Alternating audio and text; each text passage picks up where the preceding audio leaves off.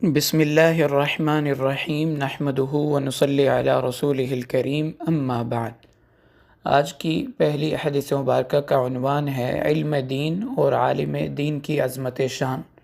یہ روایت حضرت عبداللہ بن عمر رضی اللہ عنہما سے منقول ہے کہ آپ صلی اللہ علیہ وسلم نے ارشاد فرمایا، نہیں ہے میرا تعلق کسی سے سوائے عالم دین کے یا طالب علم کے۔ اسی طرح ایک حدیث مبارکہ میں ارشاد فرمایا، کن عالما او متعلما او محبا لہو، کہ یا تو عالم بن جاؤ یا دین کے طالب علم بن جاؤ یا ان سے محبت کرنے والے بنو، چوتھا نہ بنو، یعنی ان پر تنقید کرنے والا اور طعن و تشنیع کرنے والا۔ اسی طرح بخاری شریف کی حدیث ہے جس میں آپ صلی اللہ علیہ وسلم نے ارشاد فرمایا، العلماء ورثۃ الانبیاء، کہ علماء انبیاء کے وارث ہیں۔ محدثین فرماتے ہیں کہ یہ نہیں فرمایا کہ میرے وارث ہیں، بلکہ آپ نے اس امت کے علماء کو حضرت آدم علیہ السلام سے لے کر اپنی ذات تک تمام انبیاء کا وارث قرار دیا ہے۔ یہ اہل علم اور اہل مدارس کے لیے کس قدر فضیلت کا مقام ہے کہ امام الانبیاء، تاجدار مدینہ، سید الاولین والآخرین، فخر کونین فرما رہے ہیں کہ یہ میرے ہیں اور میں بس انہی کا ہوں۔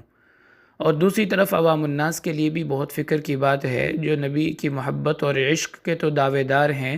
لیکن دینی علوم سے بالکل نابلد اور ناشنا ہیں، اور دنیا کی اعلیٰ سے اعلیٰ تعلیم حاصل کرنے کے باوجود دینی علم کے بنیادی مسائل جیسے پاکی ناپاکی، حلال حرام، جائز اور ناجائز سے بھی جاہل ہوتے ہیں،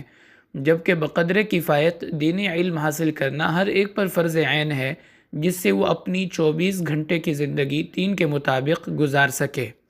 اسی طرح یہ حدیث مبارکہ ان لوگوں کے لیے وعید ہے جو صبح و شام ٹی وی پر بیٹھ کر یا اپنی مجلسوں میں بیٹھ کر ان حضرات پر کیچڑ اچھالتے ہیں یا ان کے خلاف منفی اور من گھڑت پروپیگنڈا کرتے ہیں اور معاشرے کی ہر برائی ان کے سر تھوپ دیتے ہیں، ہر گناہ کا الزام ان پر دھرتے ہیں۔ یہ ان کو آج ہی سوچ لینا چاہیے کہ وہ کہاں کھڑے ہیں۔ خدا را کہیں ایسا نہ ہو کہ ہم ناسمجھی میں اس آیت کا مصداق بن جائیں جس میں اللہ تعالیٰ ارشاد فرماتے ہیں کہ قیامت کے دن جہنم میں مجرموں سے کہا جائے گا،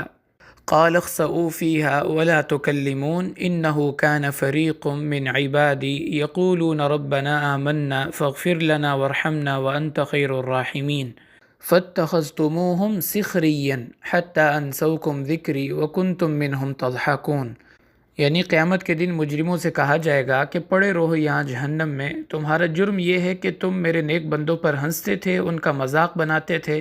ان کا صبر تمہیں یہاں لے آیا، یعنی وہ تو کامیاب ہو کر جنت میں چلے گئے جن کو تم بیوقوف سمجھا کرتے تھے، اور تم سمجھدار سارے کے سارے جہنم میں اکٹھے ہو گئے۔ تو اس لیے دین والوں کی، دین کے طلباء کی بہت عزت اور قدر کرنی چاہیے۔ انسان کی اپنی آخرت کی کامیابی کی ضمانت اسی میں ہے، کیونکہ اللہ کے نبی صلی اللہ علیہ وسلم نے ان کو صرف اپنا نہیں بلکہ اپنے ساتھ پہلے تمام انبیاء کا وارث قرار دیا ہے،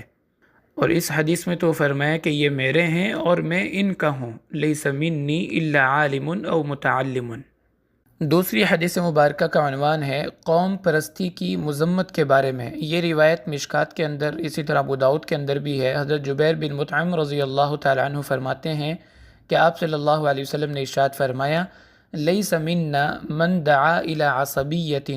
ولیس منا من قاتل على عصبیت ولیس منا من مات على عصبیت،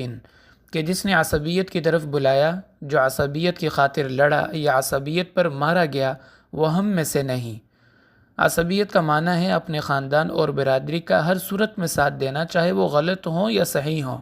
یعنی اس بات کی پرواہ کیے بغیر کہ کون صحیح ہے اور کون غلط، بس چونکہ یہ ہماری برادری کا یا ہماری قوم اور قبیلے کا ہے، لہٰذا ہماری ہمدردیاں تو اسی کے ساتھ ہیں، چاہے ان کا موقف غلط ہی کیوں نہ ہو۔ اسی کو قوم پرستی کہتے ہیں، جبکہ شریعت ہمیں قوم پرستی نہیں، حق پرستی کی تعلیم دیتی ہے کہ ہم ہمیشہ حق اور سچ کا ساتھ دیں، عدل و انصاف کا معاملہ کریں، چاہے سامنے والا اپنے خاندان یا برادری کا ہی کیوں نہ ہو۔ اللہ تعالیٰ نے قرآن پاک میں بھی اس بات کو ذکر فرمایا، یا ایھا الذین آمنوا کونوا قوامین بالقسط شہداء للہ ولو علی انفسکم او الوالدین والاقربین، کہ انصاف کا معاملہ کرو چاہے سامنے والے تمہارے والدین، قریبی رشتہ دار ہی کیوں نہ ہوں۔ تو یاد رکھیے، قوم پرستی زن پرستی، زر پرستی، شہوت پرستی، یہ سب بت پرستی ہی کی اقسام ہیں۔ خدا پرستی کسی اور چیز کا نام ہے۔ ایک موقع پر حضرت واثلہ بن اسقع رضی اللہ تعالیٰ نے پوچھا، یا رسول اللہ، عصبیت کیا ہے؟ آپ نے فرمایا، اپنی قوم کی ظلم اور زیادتی میں ان کا ساتھ دینا، یہ عصبیت ہے۔ اب اسے یہ مسئلہ سمجھ میں آیا کہ وطن اور برادری سے محبت اور قلبی لگاؤ عصبیت نہیں ہے، بلکہ یہ تو عین ایمان ہے۔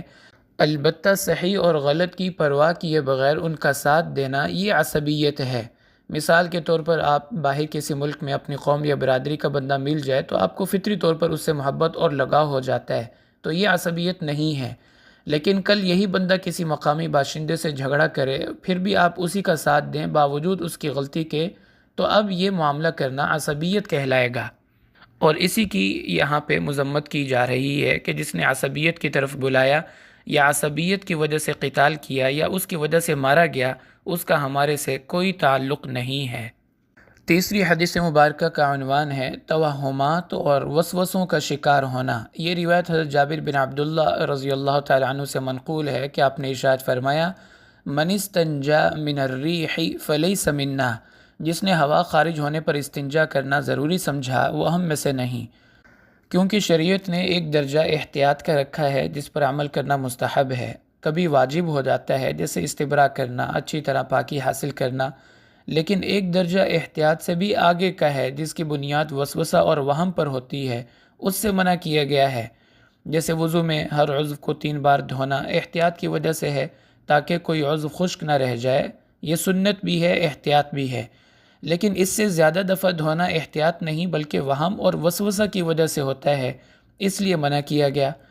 اسی طرح شریعت نے قضاء حاجت سے فارغ ہونے پر استنجا کا حکم دیا تاکہ نجاست دور ہو جائے اور پاکی حاصل ہو جائے۔ اب یہ استنجا پتھر یا مٹی کے ڈھیلے یا ٹیشو پیپر سے بھی ہو سکتا ہے، لیکن پانی کا استعمال کرنا سنت ہے اور افضل درجہ ہے تاکہ اچھی طرح نجاست ختم ہو جائے۔ تو یہاں تک تو احتیاط کا تعلق ہے کہ خروج نجاست کی صورت میں استنجا کیا جائے، لیکن خروج ریح کی صورت میں استنجا کرنا یہ بدعت ہے، لہٰذا ہوا خارج ہونے پر بھی استنجا کرنا یا اس کو ضروری سمجھنا یہ وہم کی وجہ سے ہوتا ہے اور اس سے منع کیا گیا ہے۔ یہ شیعہ رافضیوں کا مسئلہ ہے جو ان کی کتب فقہ یعنی فقہ جعفریہ کے اندر لکھا ہوا ہے کہ ہوا خارج ہونے سے استنجا ٹوٹ جاتا ہے، تو یہ اس واضح حدیث مبارکہ کی صراحتاً خلاف ورزی ہے، اس لیے اس عمل سے زیادہ احتیاط کرنی چاہیے۔ ایک تو حدیث کی خلاف ورزی بھی ہے، دوسرا غیروں کے ساتھ مشابہت بھی اس میں ہو جاتی ہے۔ اس لیے کہاں تک احتیاط کا درجہ ہے اور کہاں سے توہمات اور وساوس کی ابتدا ہوتی ہے، یہ ایک انتہائی دقیق اور پیچیدہ معاملہ ہے جو علماء سے پوچھ کر کرنا چاہیے تاکہ کہیں احتیاط کے گمان میں ہم وساوس اور وہم پر عمل نہ کرتے رہیں۔ لہٰذا شریعت کا مسئلہ یہی ہے کہ ہوا خارج ہونے سے وضو ٹوٹ جاتا ہے، لہٰذا صرف وضو کی ضرورت ہوتی ہے،